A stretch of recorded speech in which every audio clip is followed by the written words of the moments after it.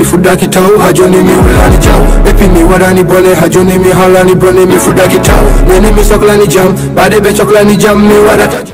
Allez, salam alaikum amis chers téléspectateurs, salam alaikum à toutes à tous, à tout un chacun. Merci, ça fait plaisir guys, hein, Artu Dikari aussi. Wadande mon émission mon do et Téléfoulbe international guys, ça fait plaisir. Donc me andi ko korka yow diko guys en badan émission direct quoi parce que vous savez très bien que après bon émission changeant parce que hande ko mardi wo hewno wonde que tous les lundis mais hande ko mardi aussi mais ça fait plaisir quand même parce que émission hip hop rien ne change hein. Donc comme d'habitude tout le temps on va parler de l'actualité d'ici et d'ailleurs do et to donc soyez free hein, hande nak hein, comme nous jirdo mes réseaux sociaux ni mais jogi dendanan différent aussi parce que on va parler beaucoup de choses qu'on a c'est très important et artiste bi invite be hande mais de woni côté am droite mais jogi ga pour le bi MC donc voilà Bourda Andire de foot am rap il est là parmi nous ce soir c'est un gars exceptionnel il est bien il est bon il a un terme de lyrics mo ala inoku hein mon mélodie il fait on a buzz actuellement et tout alors également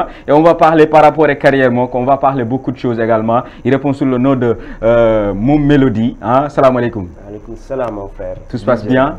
Doobie-doo. Yeah, in the house. You already know. Ça marche. Nice. Yes sir. Tout se passe bien. Wallahi Maodo. How you doing? I'm good, my brother, and you? Yeah. How you feeling? Bienvenue. Hein? Thank you, man. Yeah, merci beaucoup. Pour le B, hein? Donc vraiment, pour le B MC, plus connu sous le nom de pour le B, hein? Pour le B MC. Hein? Mais min foot am bo waxé foot am na rap ci la gaay yépp xamé kanam bi quoi. Tu vois ce que je veux dire? Ñu ngi lay xiaré.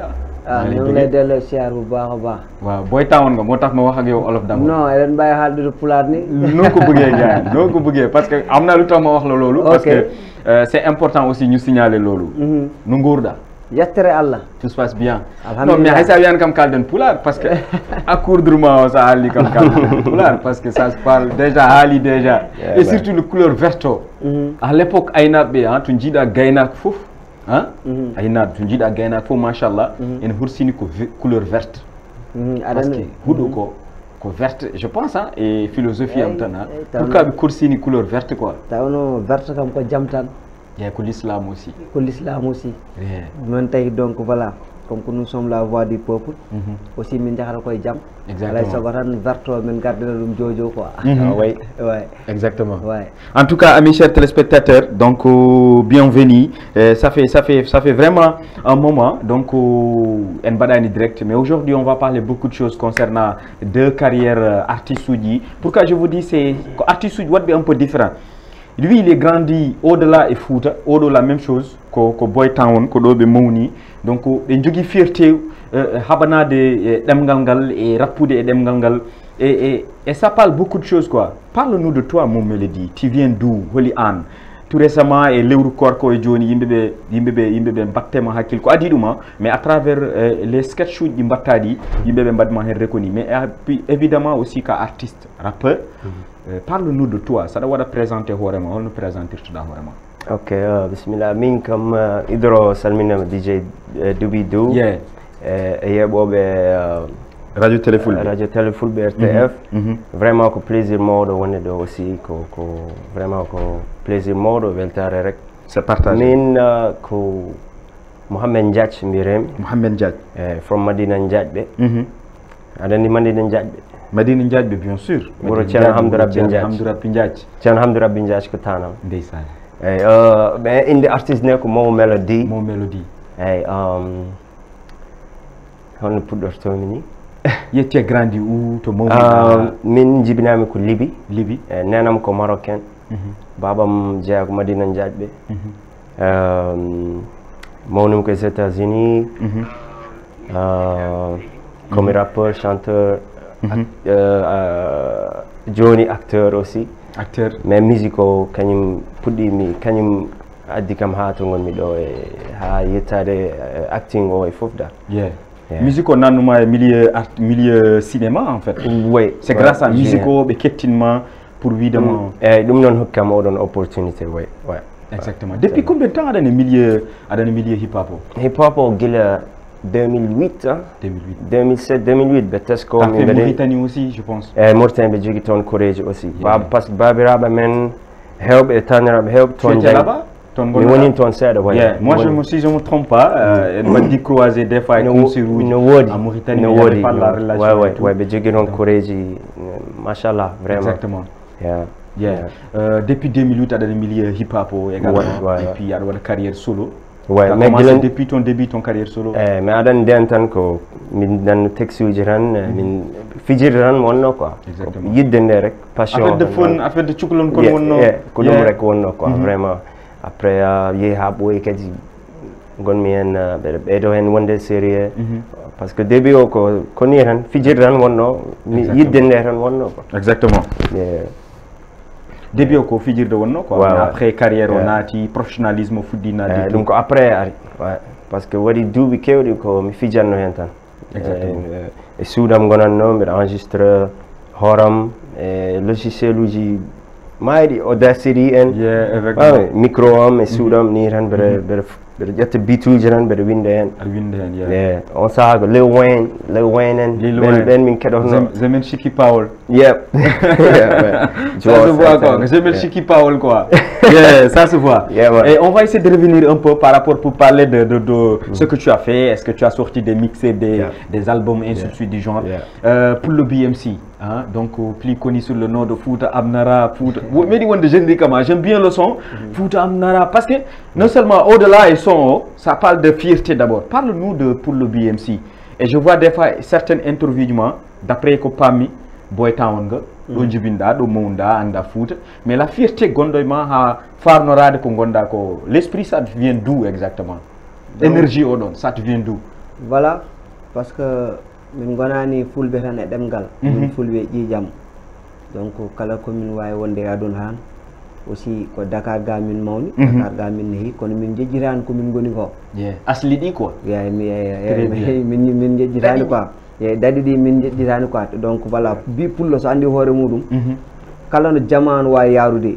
ko ɓooyi ɓooyi ko ruttato e pulago 100% min wima donc voilà ko ɗum ɗon hepti amen e carrière amen artistique donc voilà alhamdulillah quoi et puis moi j'aime bien sincèrement je te dis la vérité certes les gens ça t'a andaka ma oui bon le gars c'est un farceur mais moi j'aime bien hip hop en réalité le musique mon battao tu a wawa yeydi ɗum au delà goppa culture ma caggal tu a wawa yeyde culture musique art mo mbatta o au delà ta respectani culture ma c'est à travers ton culture mbawɗa yeyde ko jiɗɗa ko des fois yet ko rappuɗa façon langue goɗɗo ko foof comme mon ami par exemple tu es bien en l'aise par rapport à anglais mais des fois aussi tu te sens bien en l'aise par rapport à langue ma ano maternelle parce que hen ɓurata wawde yaltinde e fina tawama exactement aɗa andi ko gonɗa ko so tawi aɗa waɗa ɗum appliqué kala to e kala ko gonɗa e aduna ti en l'aise quoi par ce que ɗum ɗon ko an quoi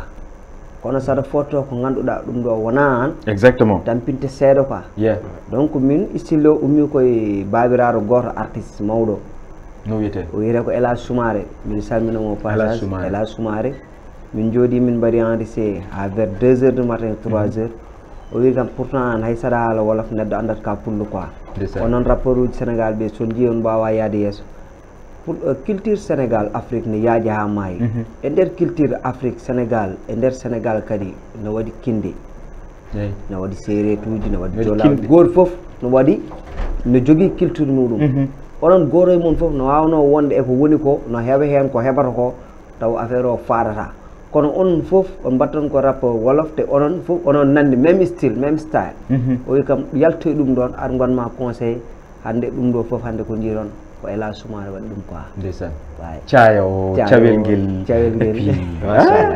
tengade nde et puis minen suroga ɗum aussi min sani par ce que no nanme rap pular mbimi avant tout alay sago neɗɗo saɗa yaha e hunde moƴƴi ko ya dañon ɗum gandal donc voilà baɗim wowano wadde rap en pular il fallait que mi waɗa documenté wu holko woni vrai histoire pulagol gonmi hen mbiɗa yaha kono yami ha pamine min ndimsuni des années en arrière ko mbanmi e demgal gongal quoi e ala fait pammi gandumi affaire o ko ɗum ɗo quoi dilo ko ɗo e dilɓe fi et puis aɗan yiya hen hoorema très bien très bien depuis combien de temps aɗan milieu hip hop o min ɓooye hip hop parce que a naywi hen mi naywi hen comme kaliraɗo on kadi parce que d'après des informations nanmi ka naywi hen oui mi naywi hen par ce que no nanmi hip hop wona hande puddima ko des années 99 mbiɗa yaade rapport uji en 2000 gaɗin wadde enregistré max kabulon nden a yiyatani seede ko koromel jiita ko koromel jiita ko nden min naati hip hop min goni hen donc ha 2000 je pense à 2016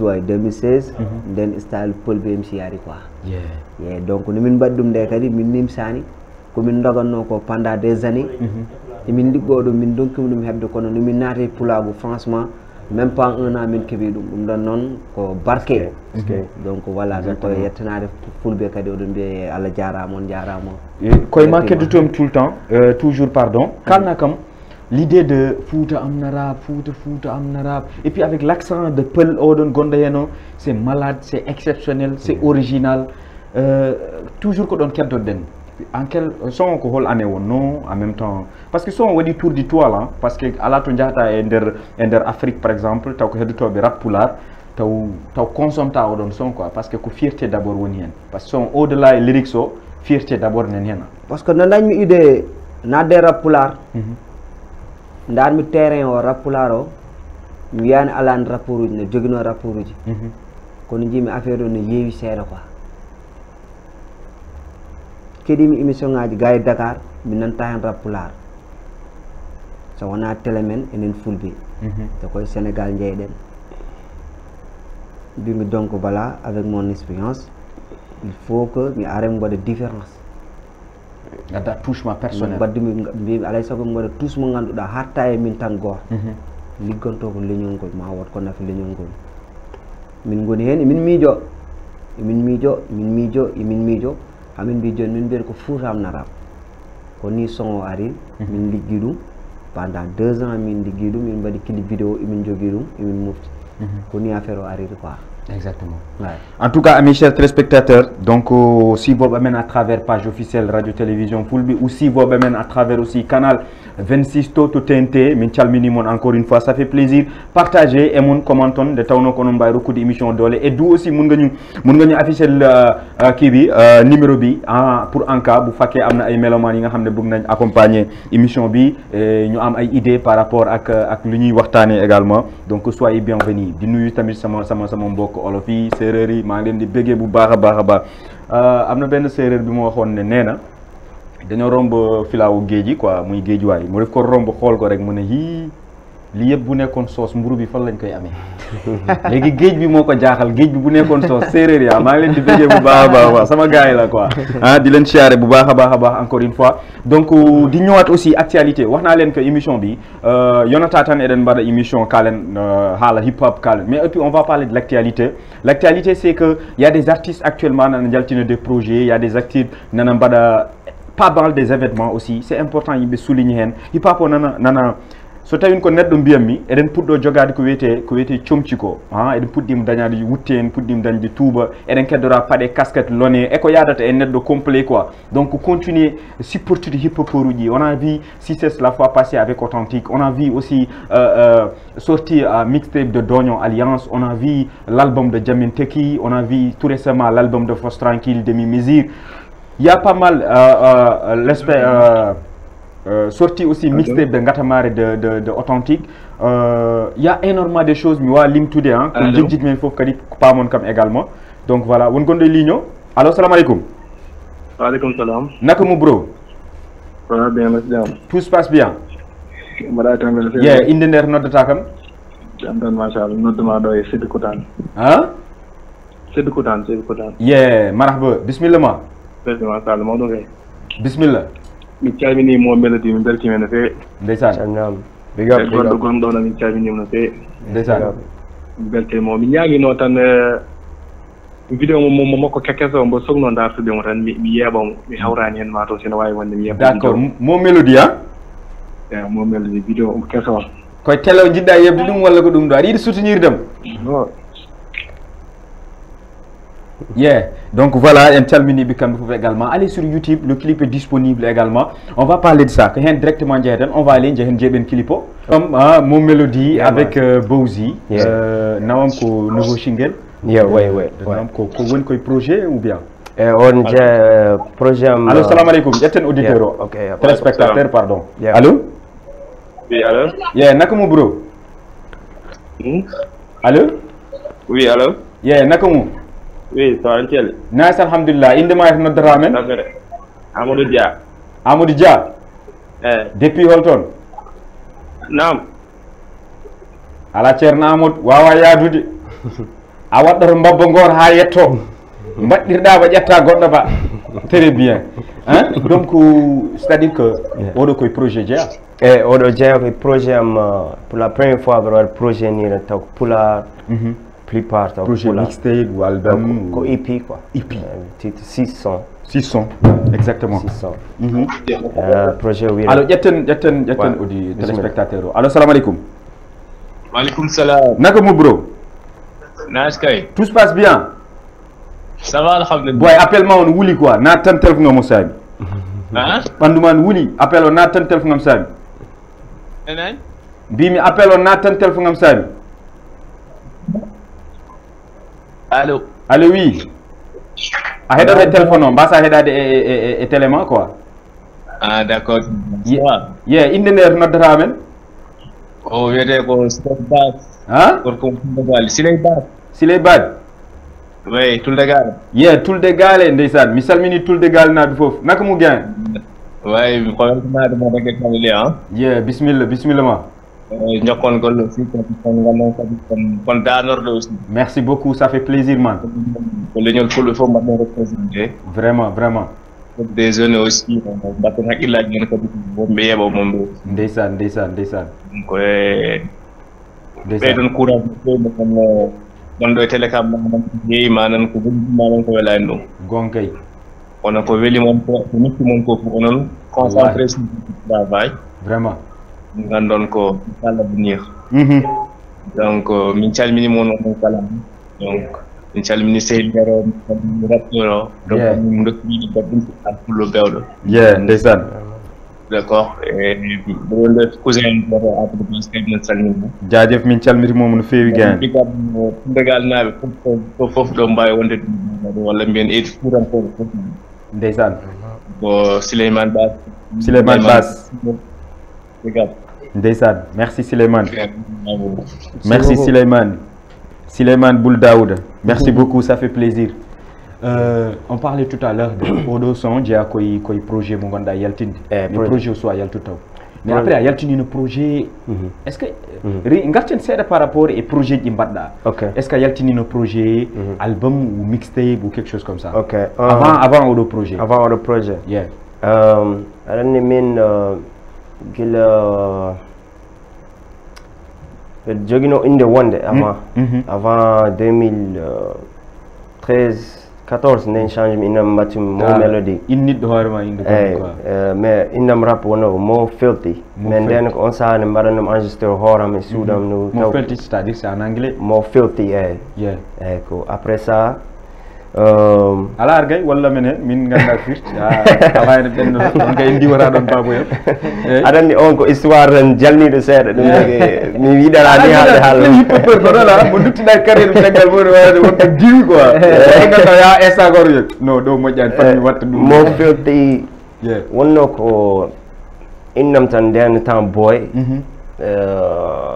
filthy ko genre sa watti do e pular yodani c'est-à-dire que ala woni genre mbiya ko wayno salté mais wona salté ndiwen don jehen ala fawi eyo ala problème après ça ko gel ngarti aren merem do joni ça fait que le joni 2014 berem do Afrique gendane changement inende hedde duuɓi ɗiɗi tati beɗe yaha studio ji beɗe nana son uji beɗe mofta beɗe nana beɗe mofta mi lansani haydara hedde 2 ans son uji pawodiri ha woni hedde 30 ewa beɗe ƴeewa honno mbaɗirta tumi par ce que on saaha ko bituji tan ƴettannomi beɗe winda hen beɗe pour min tan e sehilaɓam e famille après ha ɓooyi nak après mbimi ay pression o e foof yimɓe fof ne mbiyatmi an pourquoi pas lança ɗum ko nden noon premier projet am mo lancemi mi sélection tan 10 son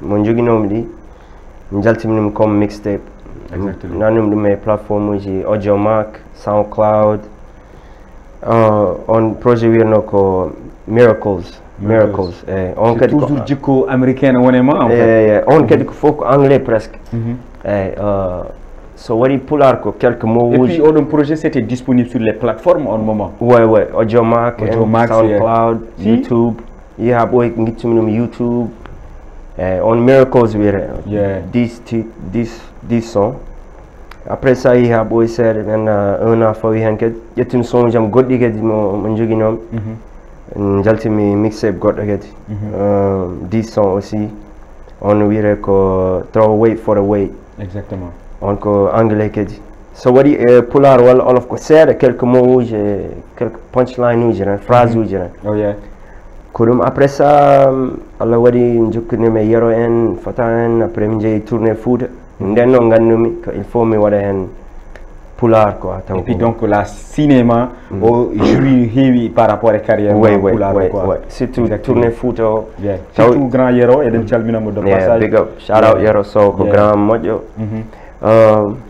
ɗum hokkam courage ƴewde il faut mi taw projet goto taw ko pular après ça surtout yimɓe mbaɗi apprécié son ujam ɗi e foof mais ɓe cohluno ko pular o hay min ɓe yinno wadde mi wowani windude e pular après mi garti tourné mbimi et t'as trouvé ça facilement aussi min probléme o tan ko accent o mi wowama kala artiste rappeur ha pular windude en pular ɓuuri wonde facile e foof par ce que pular terme uji men foof ko rime croisé foof tout est rime croisé déjà donc firti c'est à dire c'est à toi de savoir à tel moment ƴettata oɗo mot plus oɗo mot ndendina ɗum ça te donne quelque chose voilà exactement pular Allah rokki ɗum oɗon gueɗel quoi par ce que ça ruttima et les écrivains par exemple comme Mourtoudou Samba Diop en heddiɓe sa liiri livre uji mabɓe ɗi bindanno en andat vraiment Senghor haali ɗum hay Senghor haali ɗum non bien sûr il y a beaucoup de personnes ene signale ɗum mais je n'arrive pas que et je pense qu'il y a des gens qui ont commencé à comprendre que pular ene pour jima ɗum allo salamu aleykum allo assalamu aleykum wa rahmatullah waaleykum salam bisimilla ma bro inde nde noddata men ceernaji mawɗo allo assalamu aleykum wa rahmatullah waaleykum salam wa rahmatullah oɗo wiyete ko Oumar Dione Pikine Guinaw Rail Sud Oumar Dione Pikine Guinaw Rail bisimilla ma Oumar Dione wax sa xalaat bisimilla ko Oumar Dione wax sa xalaat quoi mo Guinaw Rail Sud bisimilla bro min beltini oɗo émission ma jaforo noon ko mabbo ngo quoi ndeysan ko noon climat o koko change vraiment mi weltimi émission o ndeysan kadi vraiment somi yeewi télé ɗe tan mi weltoto ndeysan kadi mbi fullo moom so yi ko fulɓe mbaɗa tan mi weltoto kadi mi weltinima kadi on mbiɗo joni ɓe onon les deux invités là merci beaucoup weltima no trop mi weltima ndeysan kadi emin ndaron nen fof machallah ndeysan ko joni fo wiyata kon si kaw si kanam si lu baax machallah kadi hande ayi heccanki kadi ko kewi ko wayno to banggue Fouta to eyyi walande kadi no udit toon radio kadi ɗum foof kadi koye développement de Fouta ndeysan e weltare kadi vraiment kadi hande kala ko fulɓe ne mbaɗa tan fof mine yimɓe fof ne nana kadi kala ko fulɓe ne mbaɗa machallah ma jaforon ko dande kadi mbaɗa weltini trop min paami kadi mabba ngo kadi ndeysan mi weltinima les deux invités ndeysan emin jeeɓon dal machallah Allah jarama Merci beaucoup, vraiment plaisir. Merci en tout cas, ça fait plaisir. Hein? Donc voilà, ça se voit bien bébé et on a apprécié vraiment. Et Chalmini aussi, Yebo mène à travers canal 26 tout TNT, hein? Yebo mène à travers page officielle radio-télévision Fulbe. Les gars, allô. Donc ça fait plaisir. Il y a un téléspectateur. Allô, salam alaikum. Allô, Dubidou. Oui, Nakamou bro. Ça va, Desel. Tout se passe bien. Indende Ernod Ramen. Wallahi Tambere. Wallahi, mais c'est comme Oudum Nedam. Bien, alhamdulillah. Oh, Umzo King, Malla. Umzo King? Hey. Yeah, Umzo King, Nakamou bro. Awadam pick up. Yeah, mi watti mamu pick up. Jamwanema. Jambol alhamdulillah. Salminama ane plateau ko. Ndeysan. Salminama. Badama pick up. Big up. Te kadi beltanama no feewi kadi. Ndeysan, minen buri weltade. Vraiment ko badon do ko yo Allah nawri yes rek. Amin, amin bro. Minen fo min belti hen. Ndeysan. Mon mélodie wadi mo pick up. Yeah. Salminama dole mon frère. Oui, anam buran jokkudirde ma ko oɗo bowdi ɓurmi jokkudirde ko ɗiɗa arde studio toujours ne amatan ko haɗo rek no waɗi vraiment haɗa ɗo rek wona bikop te min ji vidéo min mbaɗi partagé ko ɗum min mbawi wona merci vraiment plaisir jarama Umzo King jarama frère ko noon tan après ko jokke golle rek merci beaucoup. Merci. Jadjef Umzo King, hein? Donc vraiment, Soukabe Kamen c'est des vrais mélomanes, avec si hip hop on fait. Il y a d'autres commentaires on descend. Et tu as ton danger moins de mon ganda horma yimbe ben bawi et bawi weltena de mais Soukabe si hip hop on fait. Parce que je reçois énormément de messages par rapport avec les mélomanes. Pour le BMC. Tout à l'heure on kala no hala par rapport à idée ngardirda par rapport à son et tout. Culturellement, si on te voit den gandi ko pullo woni do den gandi et puis après holto yimbe be mbawata andirde tu es hip hopper ko studio ko sonuji ma ko holdu. Ok, alana kam no bonere mi comcamdi yam yimbe mijora ko comme rappeur ka rappeur dum biero ko kam ko gayna akudurma o déjà yimbe mbeta ko rappeur ala be biero ko odo kam ko gayna ko tan jaho kono à travers les sons donc voilà ma andu o kam ko rappeur exactement et avec le son foutam narab ma andu o kam sa yamu pol dum ay yeddata dum biera ko gongo ko ni ko bornato cumcumako exactement voilà ko dum quoi in pullo nandite jom kosam jom jom jere jom wal min pullo nandite original. Non c'est original quoi parce que Paul nandite et puis ça reflète jusqu'à l'époque de ça ni ngerde soble ngerde basal de yero donc vraiment kanko kadi ko pionnier der leñul go salam allo salam alaikum wa alaikum salam bro on calna on jura min calminimo inde nder noddata min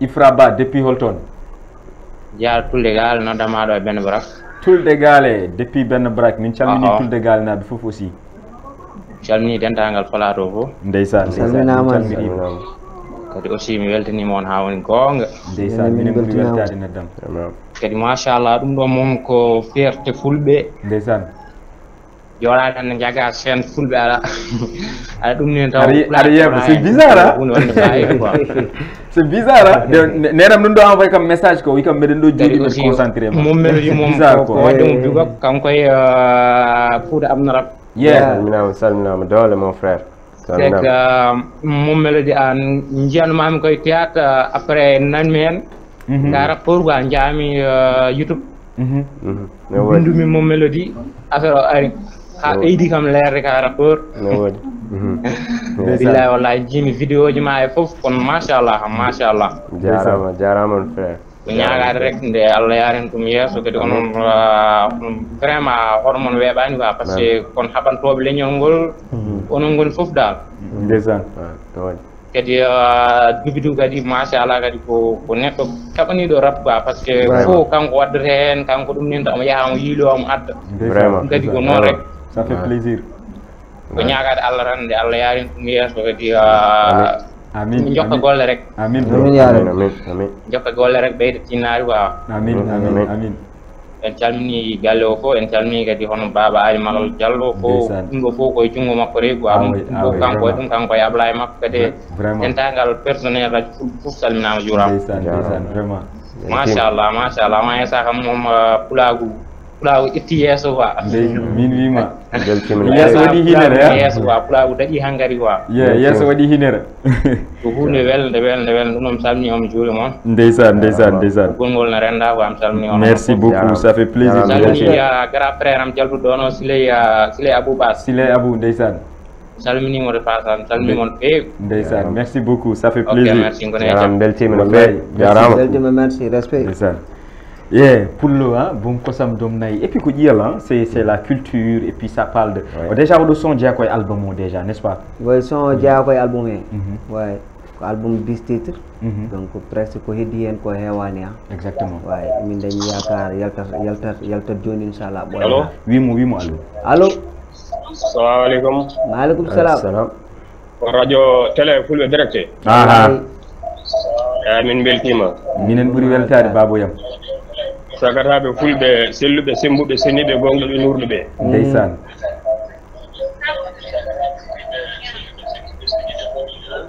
daraniɓe leñol ngol yidde yoltude a wustat télé ɗe après keɗoɗa téléphone o mbawen nandirde quoi e gueɗal meɗen inchallahu rabbi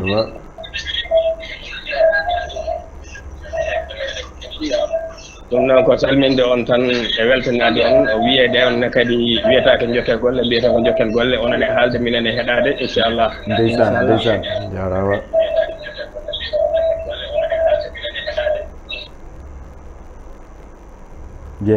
donc so tawi ɓe noddi yoɓe mbat feere ɓe ketto téléphone ngaji saɗa heeɗo télé tan waɗata écho quoi également on parlait tout à l'heure ko album o est ce que mbiɗa wawi hebde exclusivité pour kalna kam haala titre album wiyete mais haalanma à partir d'aujourd'hui les gens vont fatiguer pour te dire album o to yarte album o to tolni et tout par ce que mbeɗa andi mélomanuji hip hop ɗi papa Thiam Ngari Law donc acteur culturel et milieu hip hop o mon nodda kam guilnani mais mi envoyé mam numéro aɗa wawi noddude en direct e télé o donc vraiment kamɓen fof aɓen siiba émission o et ça te fait quoi de kalna men hala titre album o wona surprise et fulɓeɓe aussi mélangeur ala problème mbiɗa wawi ɓurde mbiɗa wawi foddema côté est ce que somi haali waji ɓe piyatama haydara mbattama haydara ɓe mbattama titre o déjà c'est calé et puis voilà sona taw hakkude en aɗa change inde nde album o inchallah rabi wiyete ko berceau de l'humanité ouais ça c'est lisibilité parce que hande c'est honto jo wino Afrique woni berceau de l'humanité allo salamu aleykum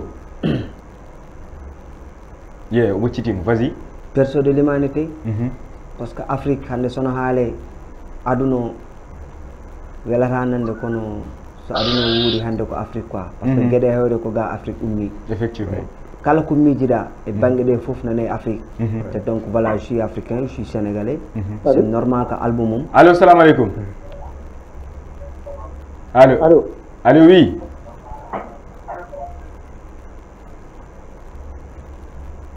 allo salamu aleykum bon donc mun nga ñu jàppal ligne bi tuuti donc aɗa wawi jagganda min ligne o seeɗa rek min communique ɗo yette tu disais tout à l'heure ouais berceau de l'humanité album o yere sa yi min guiniri album 10 titres ko 10 titres inchallah rabbi parce que sa yi min guiniri ɗum berceau de l'humanité parce que nous sommes des africains aussi min watta promouvoir ko la culture Afrique rawatina surtout aussi Sénégal donc voilà c'est normal que album o wiye berceau de l'humanité parce que imin haala hen gueɗe kewɗe ko ganduɗa koye Afrique koye neɗɗago kadi yimɓe baleɓe pour ton premier album ouais c'est pour mon premier album 100% live exactement ouais 100% live mais c'est dur hein?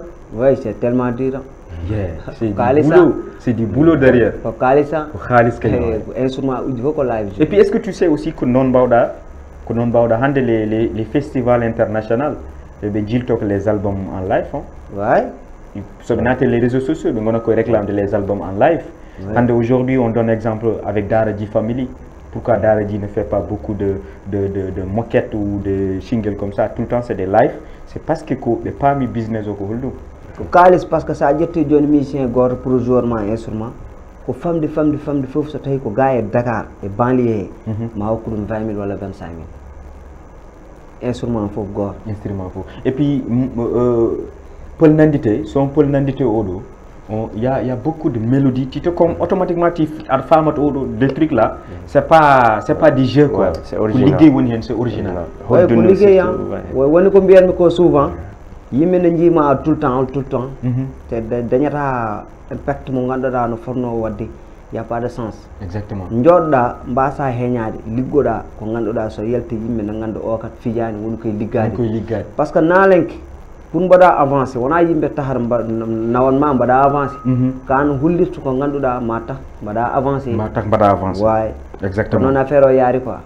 way exactement c'est à dire que donc amin mbawi fadde album o 2022 oɗo ko ɗum min ñaagui Allah ɗum jiɗɗen ko ɗum min jiiɗi artiste mom haala mum homona haala almami ɗum jiɗɗen j'ai mes amis quoi petit mas depuis la Mauritanie des fois min baddima on plusieurs d'émission kala min kalwer kam album o nanara album a joni yaltani ha fitness ma lay chare webani way so tawi an ka liggororo donc voilà wonani mo ganduɗa donc voilà a jaggiri affaire o ko fijirde ko liggey jaggirɗa ɗum to aussi donc aɗa waɗi hen investir normal a fijirta ɗum quoi alay saago jetta temps ma liggoɗa hen ko ganduɗa an hande so yalti ma war hen ma dañane gartam quoi parce que neɗɗo kadi moƴƴi ko kala ko tampata dañanma gartam ko alanama nafoore pour dañanma noon gartam alay saago il faut jetta temps ma mbaɗa hen investir investissement o noon weeɓani noon te donc voilà notre musique il y en a pas de producteur donc voilà et puis ko ɓeydi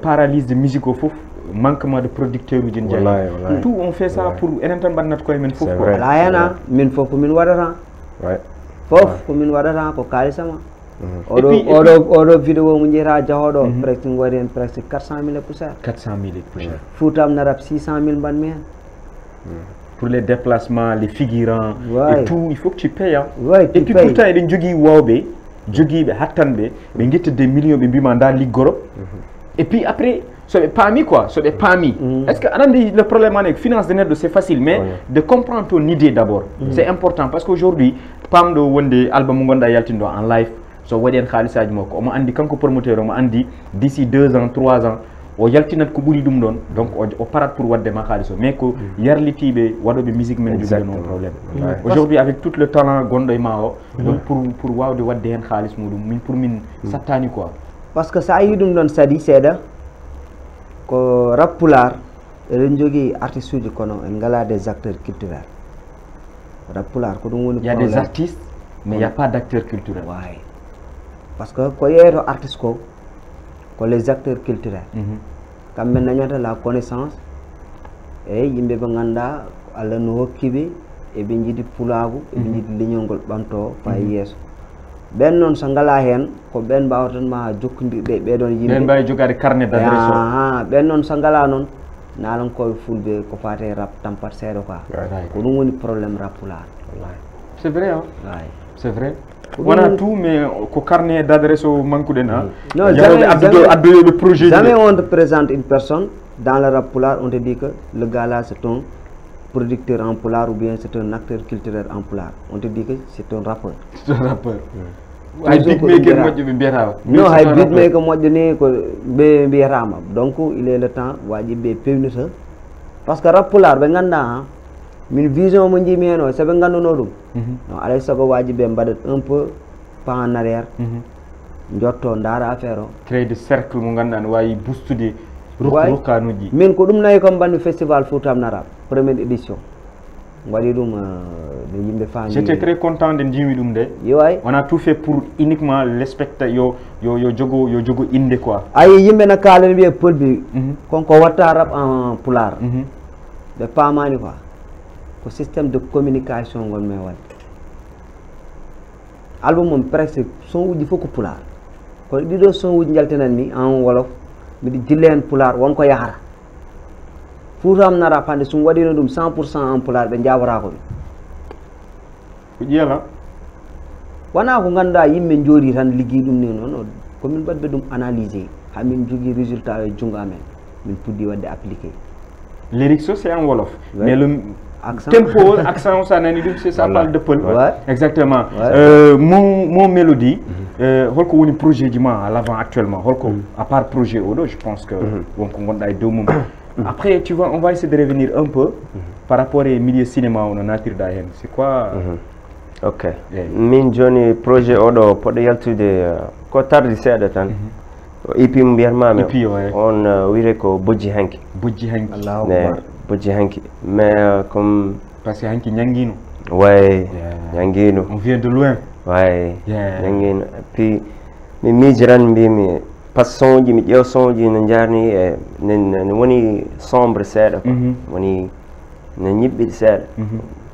Mais ɗum tagi mbimi Bojji Hanki 6 titres mais à part ça mbiɗa yiɗi wadde projet goɗɗo e oɗo année aussi taw ko oɗo mo mbimi Bojji Hanki ko pular anglais parce que il faut mo waɗa hen anglais seeɗa parce que jogui des gens qui t'écoutent comme no Paul ɓe wini ko système de communication seeɗa parce que min gomi ko anglais o te kañum woni ɗum ɗo yam ko no wiyete kañum woni langue mo ɓurɗa maîtrise en fait eyo et puis kañum kadi woni langue universelle kañum wona ɗo tan haɗata e o joni noon miiji mbimi somo waɗi oɗo pular il faut mo waɗa hen kadi taw ko hay somo waɗi olof anglais aussi wasa wonde tan anglais à 100% parce que ɗo gonmi ɗo min yimɓe goni et puis min mbeɗa wawi représente pulago ha to ganduɗa hay son jam anglais ɓoyɗi ɗi somi dañi quelques mots uji sahaji quelques phrase uji tan mbeɗa nanna hen ɗo e ɗo mais oɗo projet kam uniquement ko pular ɓuuri ɗum ninde hen quoi exactement relation ma e cinéma o en attendant holno mbaɗɗa ha intégré ɗa par rapport e cinéma o cinéma o du mo gañum ubbil ligne bi cinéma o aɗa andi artiste mbaɗo wonde foof surtout rappeur chanteur ɗum noon jeeya e imagination ngaji mum e rêve uji mum sah juuɗe e film uji comme parce que ça fait partie ko art quoi et voilà e jii Will Smith en e jii hewɓe taw ko rap e cinéma fof jadnata mais min ko Allah waɗi rek mi meeɗani sikkude miman joué e théâtre uji surtout avec Yero en exactement mais Allah waɗi rek année passée mi woni tourné non avant tourné Yero en nden mi andira Yero ni mais manager makko big up Baba Galle to Madina Diadio dam goto moƴƴo taw mbeɗa woni Fouta rek mbeɗa julti taski mbeɗa woni ɗon mbeɗa wayno pour artude ga en quoi Dakar comme ni ren après wi kam pourtant Yero en ne gara Fouta quoi nane gara tourné et puis min ɓe foti yaade ɓawa janggo mum wi kam ara fadara rek yimɓe jaada tourné miiji mbima par ce que kanko ɓooyini yidde waddeme Yero gila Yero ne woni 2S Allah waɗi noon taw mi jooɗaki nokku goto mi wonimi ɗo mbeɗa Mauritanie mbeɗa Maroc mbeɗa yaha mbeɗa arta après Allah waɗi mbima ok ala probléme kayitumi artude ɗo hen Yero en gari Richard Toll min kawri ɗon min jaaduma e Baba Galle et après noon yaari présenté kam Yero en hay Yero ni sa mi bettu ɗum par ce que jeyno koye programme uji mum walla ɗino mais mi artan noon tan min gondi ɗon après puɗɗimi yadde mabɓe gure ha yetti ɗo en ni relation naturellement quoi min a été forcé voilà min nawno kam e Yero en ko pour promo allo salamu aleykum amen dugi ɗum naka mo bro min waɗe intervenir par rapport Papa Thiam bismillah bro mi salmini nagal invité ji ma ndeysan ɓe calmitimama salminama ɗon en Fallu MC mo waɗimo big up no fewi e production aussi mo yaltini récemment o vraiment omono hollire une continuité dans cette production que depuis lors il y a une originalité mo waɗata véhiculé donc o welti yo jokku golle inchallah maintenant mi naɗimo haala par rapport e un album live affaire mo mbaɗmi apprécié dans la mesure où woodi to foye en fait parce que artiste sortante exactly par ce que hannde live band sa suɓe album so waɗi relevé pour waɗde show live c'est différent de MAO musique assistée par ordinateur walla kikuji affaire ji ɗon exactly donc pour wiide hannde Pelbi omo anndi so yiɗi faarude omo jogii une vision claire dans ce qu'il veut faire plan de carrière quoi plan de carrière ko man to fayi maintenant woni tum waɗani d' accord tan hannde wiide on n'a pas d'acteur culturel. Pour je peux pas être d'accord. Peut-être à Adi Henhundi. Exactement. Il y a pas mal d'acteurs culturels du Gondoden. Maintenant, c'est à nous de faire confiance à ces acteurs culturels. C'est à nous de faire confiance à nos beatmakers. Tu as un beatmaker comme Massafou. Ça, c'est vrai. Albin. Ça, c'est vrai. Def bien. C'est des gens qui font de très belles productions. Maintenant, il faut les faire confiance, madame, de propulser. Hande, quand il y a le beat, Paul B MC Fouta Amna Rabo, Halplar Onodou, Baron Massafou, voilà Alpia. Il a Gazahan en vol de l'année. Personnellement, on n'a pas de problème d'acteur culturel ou d'entrepreneur culturel. Très franchement. Et donc, il faut qu'on se concerte. Il me dit en toute franchise, il y a des acteurs culturels qui sont là. Et même artistes qui vont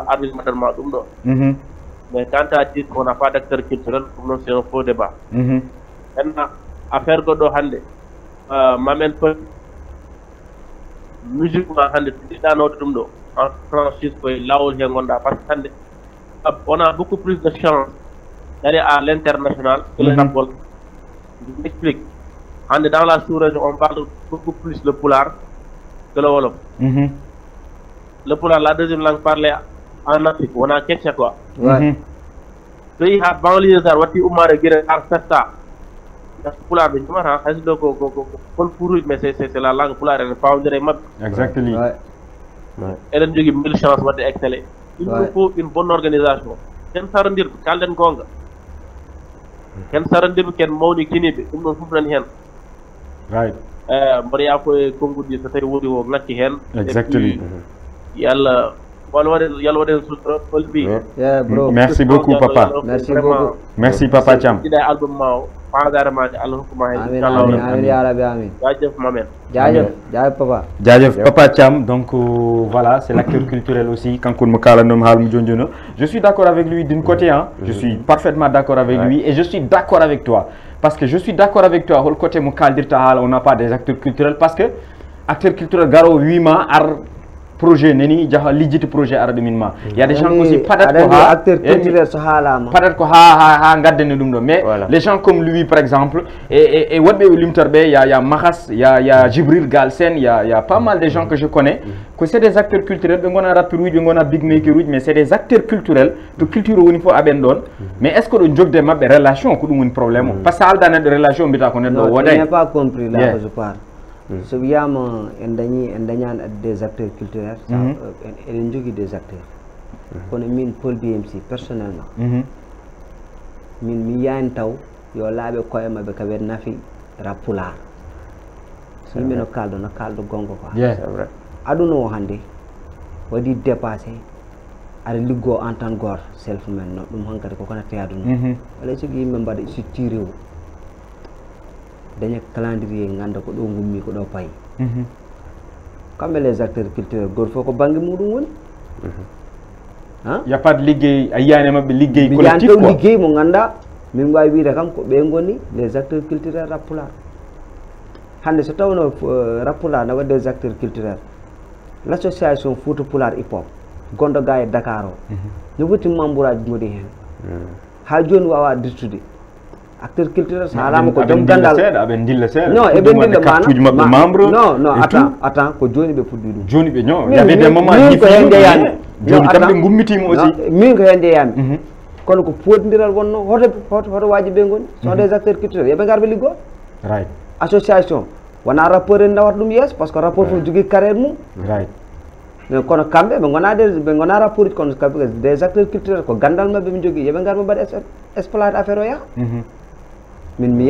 personnellement tu as raison c'est ton idée aussi on accepte également donc vraiment un calmini quand même si vous menez à travers page officielle donc il y a énormément de messages wa libi kanyum maintenant avec ton réclame déjà message donc voilà c'est important kalta donc c'est très important mais adani ko modje ngari ko fo wa non min wadi do contact des gars sont des rappeurs en pulaar des anciens rappeurs bimbe alay sago enen be ganda waaw legi inshallah waxtu bi jeexna grawul comprendre grawul enen be ganda en boye rabo en boye hip hop alay sago denten mbawen créer du hunde mbawen créer des choses ganda c'est extraordinaire mais gars yi holɗum ɓe jaabi kam non goto fof yo liggono hoore muɗuma non c'est bizarre hein ɓe jaabi kam ma wonen wadde wi kam ko non affaire bi c'est un peu compliqué goto fof yo liggono hoore muɗum mbaɗi hen démarche uji kewɗi kala mo ganduɗo mi noddi ɗum vraiment